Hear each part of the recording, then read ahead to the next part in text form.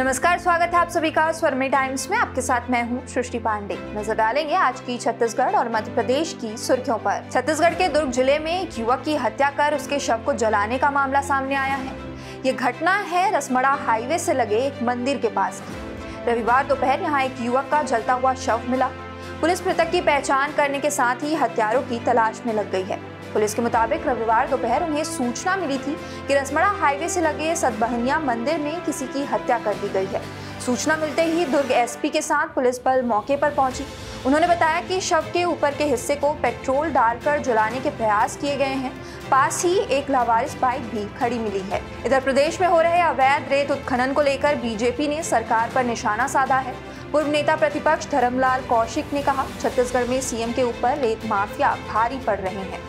15 जून से 15 अक्टूबर तक नदी में रेत का खनन नहीं करने का नियम होने के बावजूद पूरे प्रदेश में अवैध उत्खनन जोरों पर है। अधिकारी कार्रवाई नहीं कर रहे हैं। करोड़ों का रेत माफिया बढ़े हुए रेट में बेच रहे हैं। बीजेपी सरकार की विफलता को जनता के बीच लेकर जाएगी।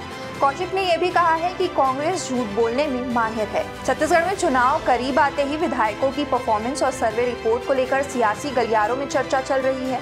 सर्वे में कांग्रेस के कई विधायकों का प्रदर्शन खराब बताया गया है, लेकिन सीएम भूपेश बघेल ने इसे सिरे से खारिज कर दिया है। विधायकों की परफॉर्मेंस को लेकर मीडिया के सवालों पर सीएम ने कहा कि हमारे ज्यादातर विधायक और मंत्रियों का परफॉर्मेंस अच्छा है और तभी तो सरकार रिपीट होगी। अगर परफॉर्मेंस खराब है तो सरकार कैसे बनेगी? सीएम ने जोर देकर कहा है कि अधिकांश विधायकों की स्थिति ठीक है।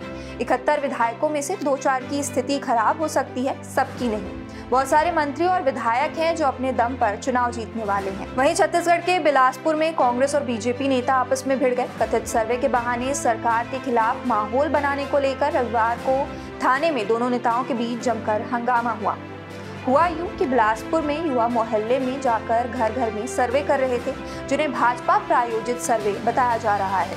जानकारी मिलते ही कांग्रेस नेता वहां पहुंच गए और उन्हें पकड़कर पुलिस को सौंप दिया।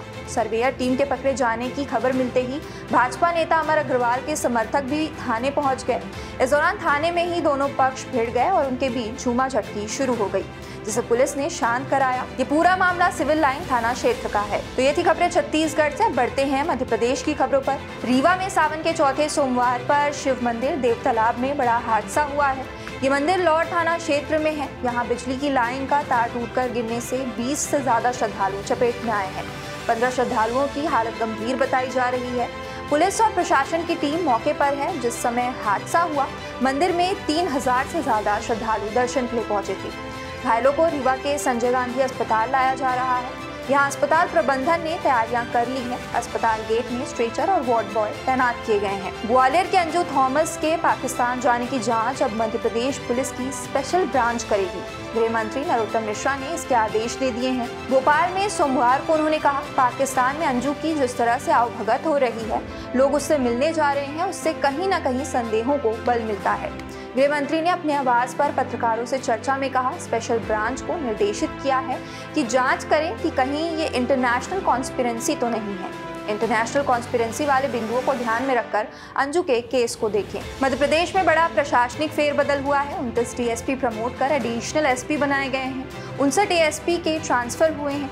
मध्य प्रदेश के गृह विभाग ने 2 सीनियर आईपीएस के प्रमोशन किए हैं। गृह विभाग ने 19 टीआई को मानसेवी डीएसपी भी बनाया है। ये आदेश सोमवार को जारी हुआ। रविवार रात 18 आईएएस के तबादले आदेश जारी हुए। मध्य प्रदेश विधानसभा चुनाव की तैयारियों का जायजा लेने केंद्रीय गृह मंत्री अमित शाह रविवार को इंदौर आए। यहाँ उन्होंने विजय संकल्प कार्यकर्ता सम्मेलन को संबोधित किया। देर शाम बीजेपी के प्रदेश पदाधिकारियों और इंदौर संभाग के संगठन नेताओं की बैठक ली। शाह ने इसमें चुनावी रणनीति को लेकर चर्चा की। शाह ने कहा, जैसा कह रहा हूं वैसा हो जाना चाहिए। 2018 में हमसे चूक हो गई थी, इस बार वो गलती नहीं दोहराना है। इस बार चूक हुई तो सरकार चली जाएगी। ये मैं इसलिए कह रहा हूँ कि मध्य प्रदेश की जीत बहुत जरूरी है। अगर हम एमपी जीत गए तो समझ लो कि अगले 50 साल केंद्र में भी भाजपा की सरकार रहेगी। खबरों में अपडेट रहने के लिए हमारे साथ जुड़े रहिए। इसी के साथ इस वीडियो को लाइक और शेयर करना, साथ ही हमारे चैनल को सब्सक्राइब करना ना भूलें।